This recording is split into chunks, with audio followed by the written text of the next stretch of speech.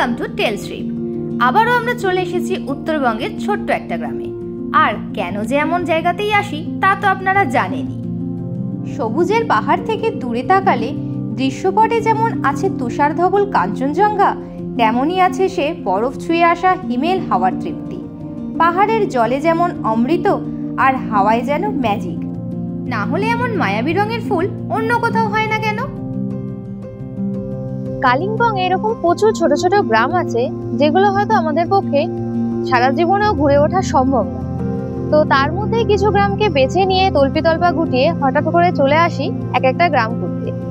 আর এবারেও আমরা চলে এসেছি এরকমই একটা সুন্দর গ্রাম, রামধুরা।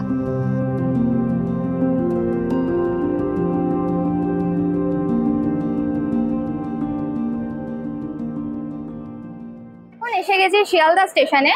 আজ রাতে দার্জিলিং মেল ধরবো 12343 ট্রেন নাম্বার, যেটা কাল সকাল 8টায় পৌঁছাবে এনজেপি স্টেশনে। ট্রেন একদম রাইট টাইমেই ছেড়ে দিয়েছে।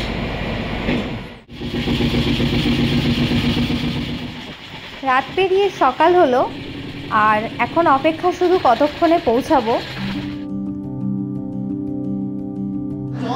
আমরা এখন এনজেপি স্টেশনে।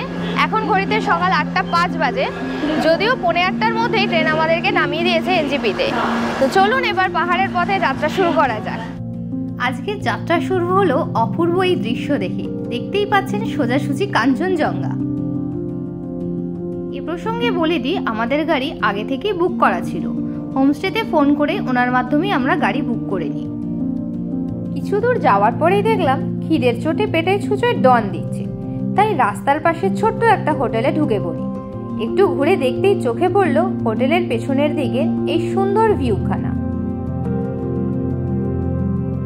শিলিগুড়ি থেকে এনজেপি যাওয়ার পথে একটা রোড সাইড দোকান থেকেই আমরা মোমো, ম্যাগি আর চা দিয়ে আজকে ব্রেকফাস্টটা সেরে নিলাম। যেতে মোটামুটি 2টো বাজবে, তাই ব্রেকফাস্টটা না করলেই নয়।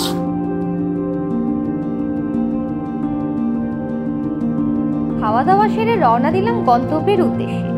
এখনো বেশ অনেকটা পথ বাকি, কিন্তু যে পথের দুধার জুড়ে সবুজের ভিড় আর পাহাড়ের মিছিল, সে পথ না শেষ হলেও ক্ষতি কি?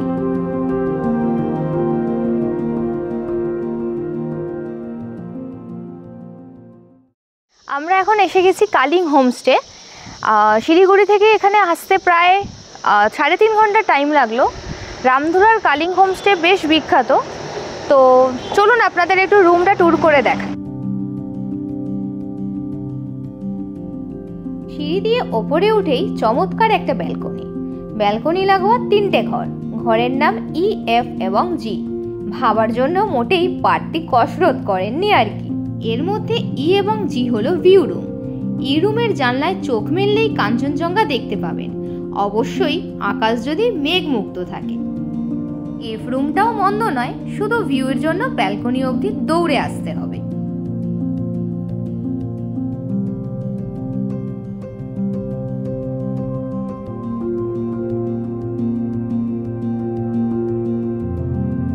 আর আমরা ছিলাম জিতে। একটা সিঙ্গেল বেড, একটা ডাবল বেড, 2টো চেয়ার, একটা টেবিল, প্রয়োজনীয় সবকিছুই মজুদ ছিল এই ঘরে। এমনিতে ঘরখানা বেশ পরিপাটি, বাথরুম ওয়েস্টার্ন এবং বেশ পরিষ্কার পরিচ্ছন্ন ছিল।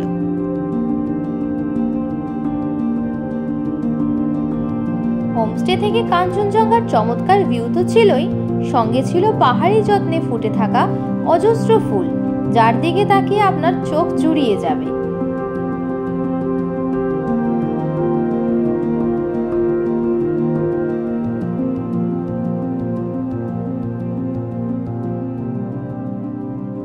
আমাদের পৌঁছাতে বেশ লেট হয়েছিল, তাই ঝটপট ফ্রেশ হয়ে নিয়ে আমরা চলে এলাম লাঞ্চে ছিল ভাত, ডাল, আলু ভাজা, স্কোয়াশের তরকারি, পাঁপড় ভাজা এবং ডিমের কারি।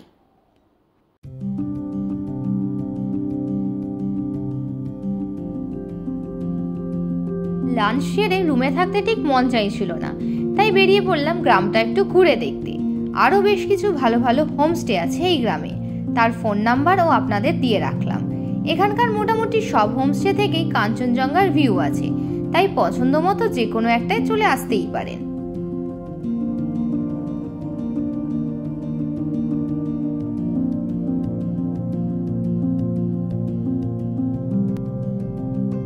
অনেকে বলে পাহাড়ে নাকি ঝুপ করে সন্ধে নেমে যায়, কিন্তু ফুরসত নিয়ে আকাশের দিকে চেয়ে থাকলে দেখতে পাবেন সূর্য কেমন লজ্জায় রাঙা হতে হতে ঢলে পড়েছে পশ্চিমে। মেঘে মেঘে সিঁদুর খেলার সে কি ধুম। রঙের ক্ষেত্রে বিকেলের কোনো কার্পণ্য নেই, চোখ জুড়িয়ে যাবে আপনার। হোমস্টে থেকে সন্ধ্যায় আমাদের দিয়েছিল চা আর ভেজ পকোড়া। তবে ক্রমশ মরে আসছে আলো, ওপারের গ্রামে একে একে জ্বলে উঠছে বাতি। তারার ঝাঁক কিংবা জোনাকির ছদ্মবেশে ধরা দেবে দূর শহরের আলো মাঝারির ব্যস্ততা। পুরো দস্তুর সন্ধ্যা নামলো, তবে ঝুপ করে নয়। Dinner ready. ডিনারে আছে রুটি, আলু ভাজা আর চিকেন। পাহাড়ের কোনো গ্রামে এক একটা ভোর যেন স্বর্গের সাথে ক্ষণিকের সাক্ষাৎ। পেঁজা তুলোর মতো মেঘের ছায়া সরে সরে যায় গোটা উপত্যকায়। নদীর ওপরে মেঘের বিছানা, সে বিছানায় ঘুম ভাঙা এক একখানা পাহাড়ি গ্রাম। ফের মেঘের দল যেন ছাতা ধরেছে সেসব গ্রামের মাথায়। আবার ক্ষণিকক্ষণ পরেই হয়তো বৃষ্টি হয়ে ঝরে পড়বে। গুড মর্নিং ফ্রেন্ডস, আমরা এখন আছি রামধুরাতে। আর সকালের এই গরম চা হাতে নিয়ে যে ভিউটা দেখতে পাচ্ছি আপনাদেরকে একটু দেখাই।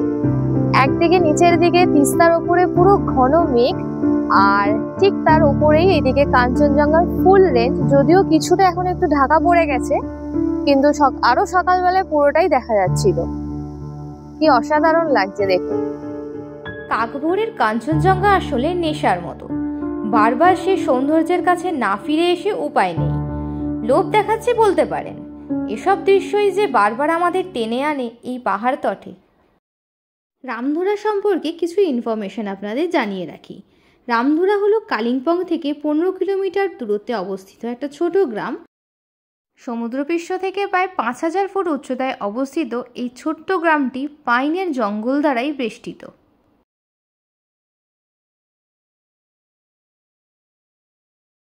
এই হলো কালিং হোমস্টে, যেখানে আমরা উঠেছিলাম। কালিং হোমস্টের ভেতরেই একটা ভিউ পয়েন্ট আছে, যেখান থেকে আপনারা সোজাসুজি কাঞ্চনজঙ্ঘা দেখতে পাবেন। বাইরের অন্য হোমস্টেতে থাকলেও অনেকে ওই পয়েন্টে এসে কাঞ্চনজঙ্ঘা দেখতে চান। আবার এইখানটা হলো গাড়ির জন্য সবাই ওয়েট করেন, একটা বসার জায়গা, সেখান থেকেও কাঞ্চনজঙ্ঘা দেখা যায়। আমি রামধুরায় গিয়ে যেটা বুঝেছি, মোটামুটি সব হোমস্টে থেকেই কাঞ্চনজঙ্ঘা দেখা যায়। আর শুধু দেখা যায় বলবো না, এখান থেকে কাঞ্চনজঙ্ঘার পুরো প্যানোরামিক ভিউ পাওয়া যায়। আর এই প্যানোরামিক ভিউ এর জন্যও কিন্তু রামধুরা বেশ বিখ্যাত। সকাল সকাল উঠে চারপাশটা একটু ঘুরে নিয়ে সোজা চলে এলাম ব্রেকফাস্ট করতে। ব্রেকফাস্টে ছিল আলুর পরোটা, আচার এবং ডিমের অমলেট। এখন আমরা বেরোচ্ছি সাইট সিনের জন্য। একটু বেরোতে দেরি হয়ে গেল। যাই হোক, সাইট সিনে আমরা আজকে করব লাভা রিসর্ট, আর কিছু ফলসও আছে যেগুলো দেখা যাক। গাড়িতে যেতে যেতে হঠাৎই মেঘেরা সামনে চলে এলো। যদিও এটা কিন্তু বর্ষাকাল ছিল না, ছিল নভেম্বর মাস। ঝাঁ চকচকে রোদ্দুর পাবো ভেবেও আকাশ দেখলাম মেঘলা হয়ে গেল। যত বেলা বাড়ছিল ততই মেঘ জমছিল আকাশে। আমরা এসে গেছি কেগিও তেংচেং লিং মনেস্ট্রি ওরফে লাভা মনেস্ট্রি। মোটামুটি হোমস্টে থেকে 1 ঘন্টা টাইম লাগলো আসতে। তো চলুন মনেস্ট্রিটা ঘুরে দেখা যাক।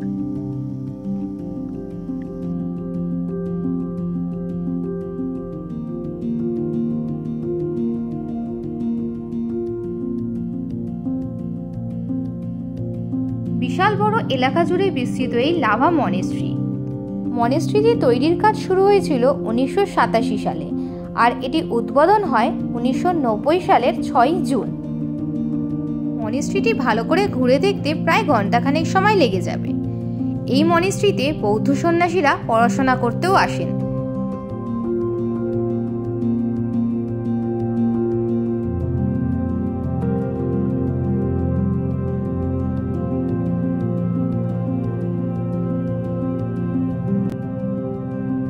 মনেস্ট্রিতে আছে অনেকগুলি প্রার্থনা হল এবং বিশাল বড় এরিয়া জুড়ে প্রচুর বসার জায়গা।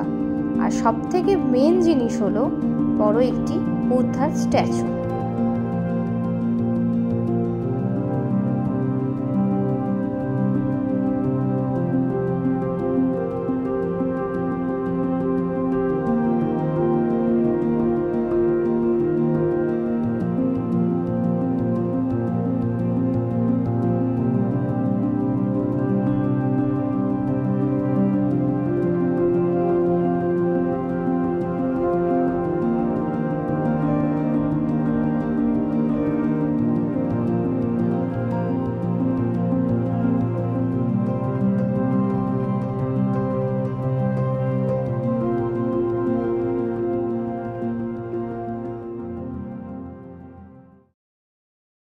আকাশের অবস্থা একদমই ভালো না, তাই আমরা ঋষভে না গিয়ে সোজা চলে যাই একটি ফলস দেখতে।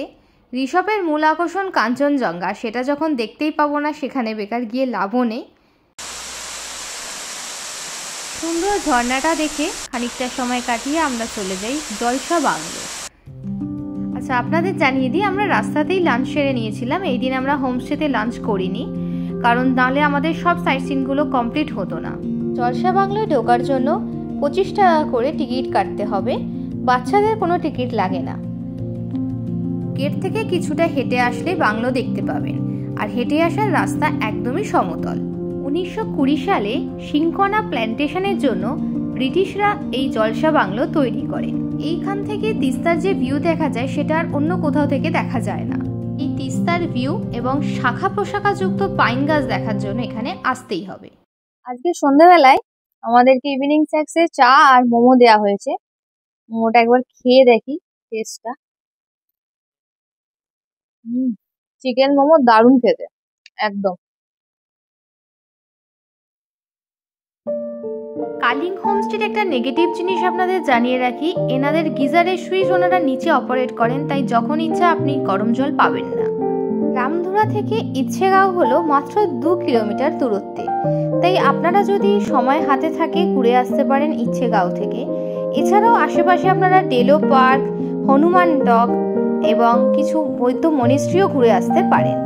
এগুলো আগে আমাদের ঘোরা ছিল, তাই এগুলো আমরা রিপিট করিনি। সাইট সিনগুলোর ডিটেলস যে ভিডিওয়ে পাবেন তার লিঙ্ক আমি ওপরের আই বাটনে দিয়ে দিলাম, সেখানে গিয়ে আপনারা দেখে নিতে পারেন।